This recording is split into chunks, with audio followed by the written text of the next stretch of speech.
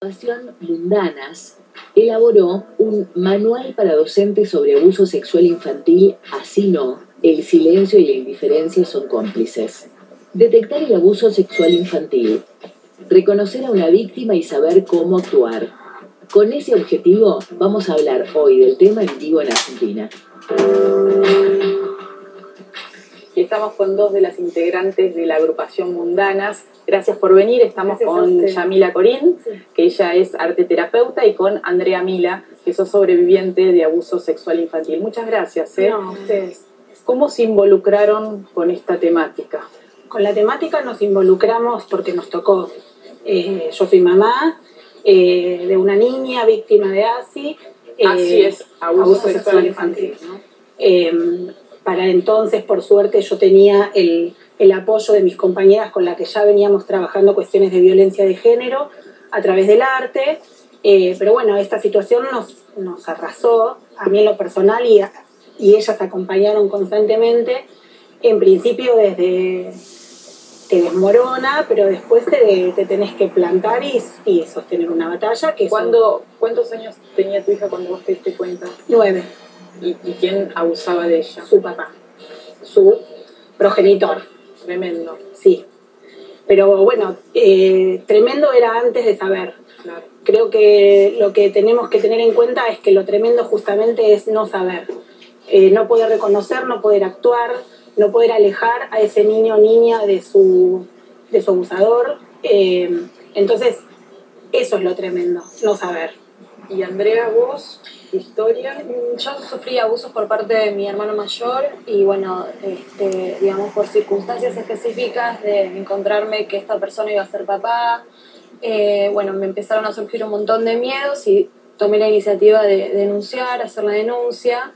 Y bueno, y en ese camino me encontré con mundanas que estaban en la misma lucha, con este manual que me pareció también muy concreto, detallado y espectacular para detectar, ¿no? Lo importante de transmitir la palabra para que los docentes, que son, digamos, el espacio donde los chicos, después del hogar, donde más tiempo están, puedan detectarlo, ¿no? Y hacer vos dijiste, algo. Finalmente pudiste hablar. ¿Cuánto pasó desde que vos sufriste hasta que lo pudiste poner en palabras?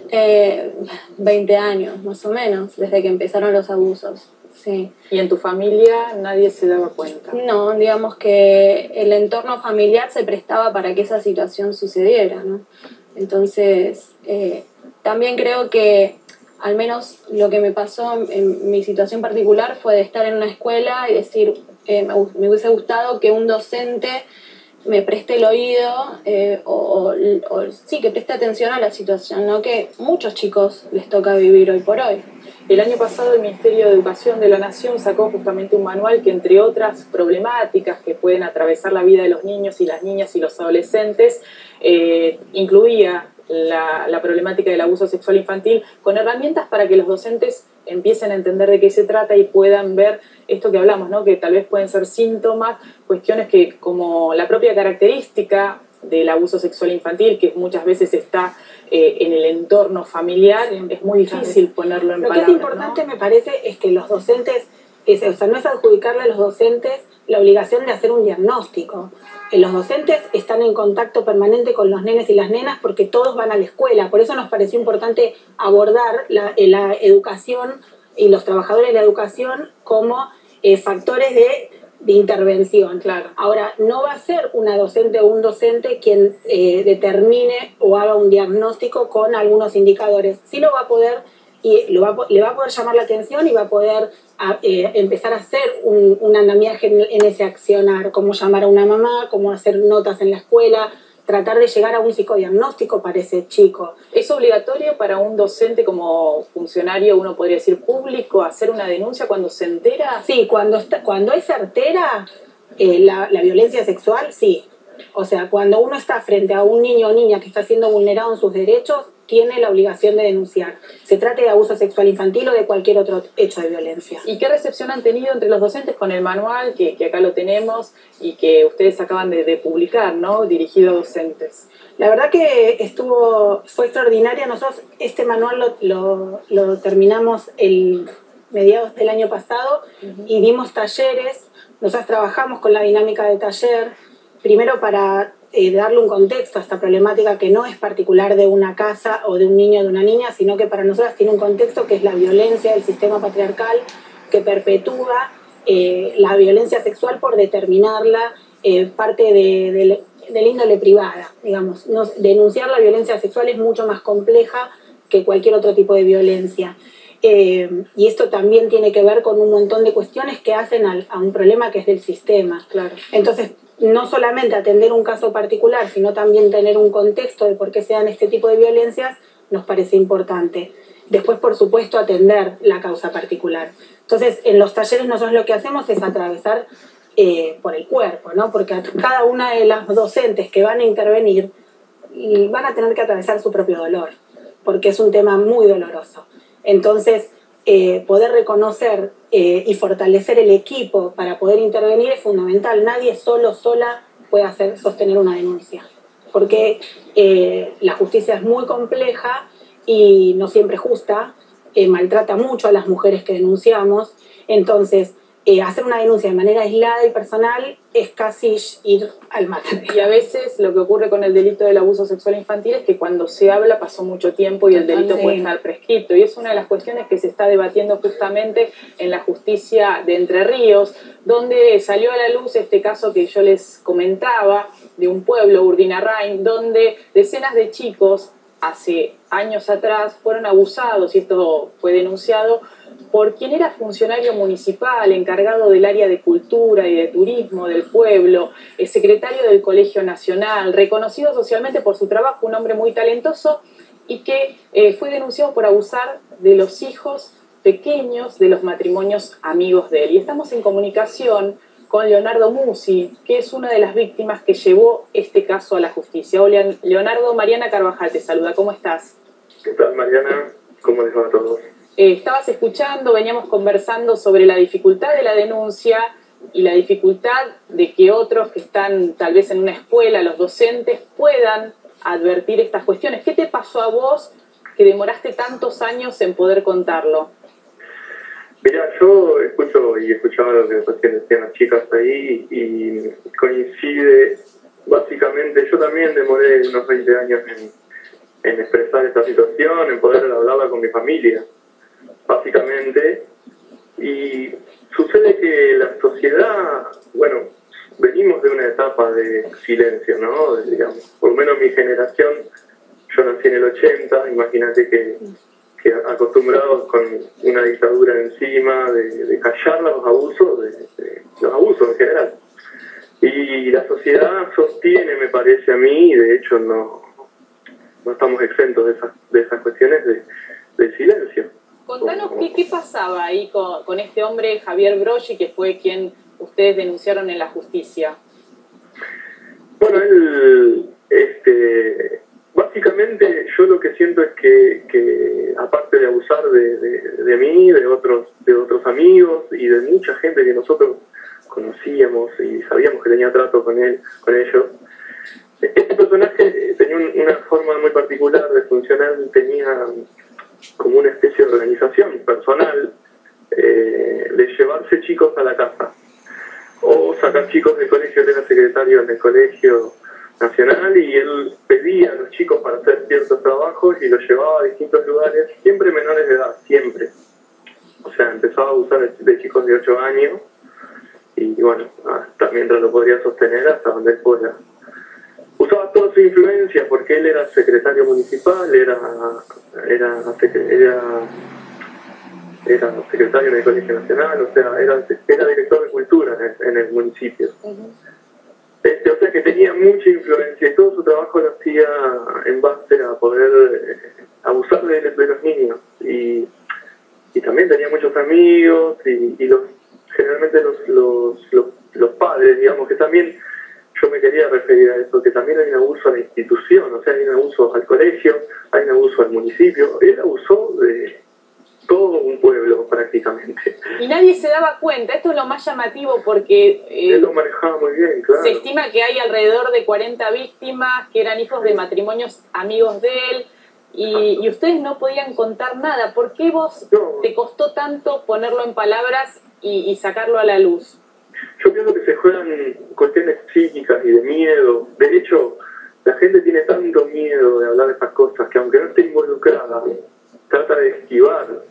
No digo que es lo que esté pasando, Sí. porque en Urdinarrain pasó algo, después de que nosotros hablamos, toda la sociedad nos apoyó, se hace una marcha de los globos blancos contra el abuso infantil, o sea, cambió ese paradigma en Urdinarrain. Porque varias Pero, madres de tu mamá claro, y otras mamás formaron una organización una ONG. con los gurises no.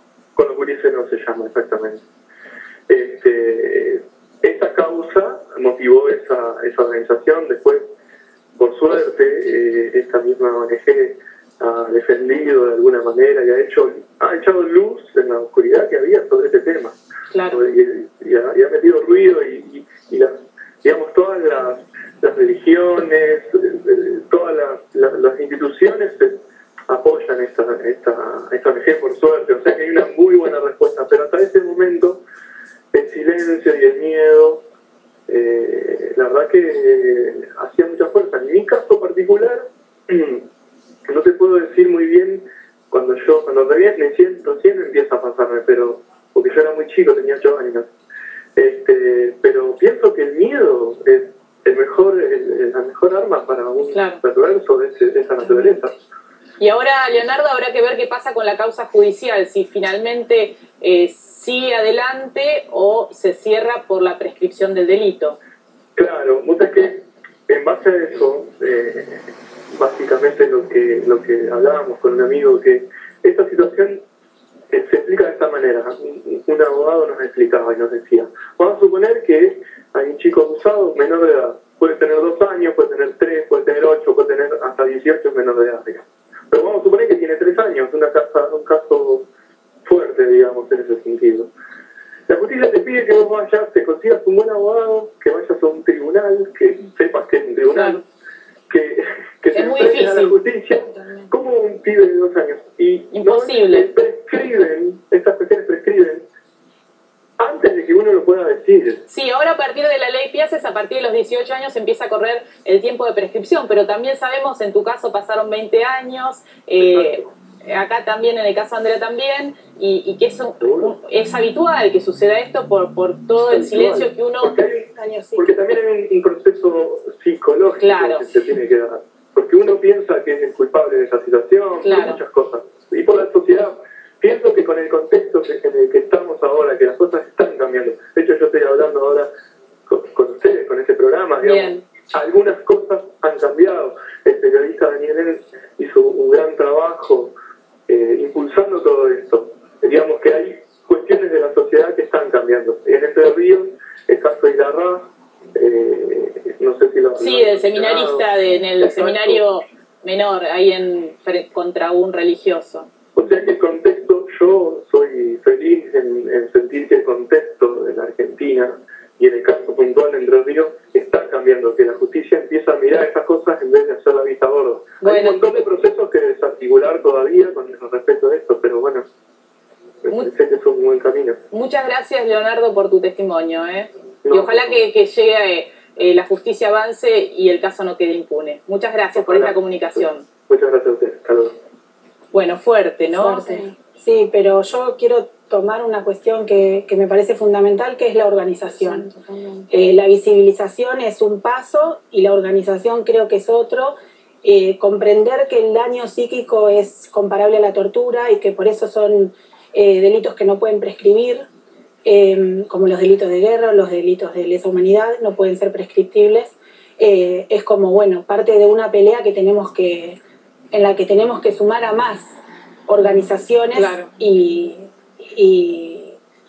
partidos, organizaciones de derechos humanos, creo que organizaciones la importancia de hablar de estos temas, ¿no? Porque en la medida que se habla más. Sí, uno sabe que no atraviesa todos los sectores sociales, que es una problemática recurrente, mucho más habitual de la que se sabe, pero que en la medida que se habla se puede seguir hablando y sacándola a la luz. De hecho, nosotras cuando terminamos los talleres que damos a docentes, también lo dimos en Consejo de Niñez de Morón y en hospitales, no hay taller del cual después no nos llamen porque reconocen algún caso o porque ellas mismas fueron víctimas y que empiezan a querer denunciar. Sí. Y en tu caso, Andrea, ¿cómo se sobrevive, ¿no?, a un abuso?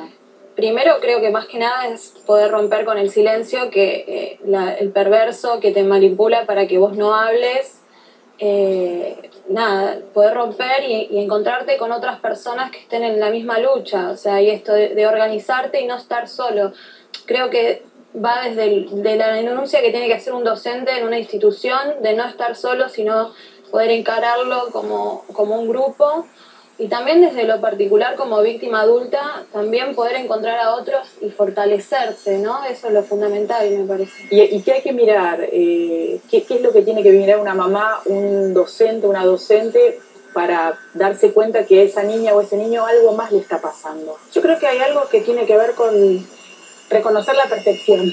Lo que a nosotros nos pasa cuando vemos, y creo que en esto los talleres nos dieron cuenta, las docentes siempre se dan cuenta cuando un chico tiene o una nena está con una situación de conflicto, o una mamá porque no duerme bien, porque no come bien, porque juega de manera violenta, porque se hace dibuja piso, de manera violenta. Claro. O sea, cualquier hecho que salga de un estado de bienestar donde nosotros vemos a nuestras hijas que están contentas y están felices, ya es una alarma. Después, en relación a la cuestión de la problemática particular de abuso sexual infantil, para mí hay que recurrir a un especialista. Bien. Cuando nosotros lo que no hay que es negar, me parece, que eso es lo fundamental. Pasa que como es tan doloroso, muchas veces a las mamás las acusan de, bueno, pero tanto tiempo se cayó, claro, o será cómplice. No, probablemente su construcción psíquica niegue porque no puede tolerar, porque es un horror aberración. Exacto, es tan grande el horror que es muy difícil aceptarlo. Exactamente. Muchas gracias, chicas, por este trabajo y bueno, por hablar de este tema. Y nosotros seguimos con Mavi y con Martín.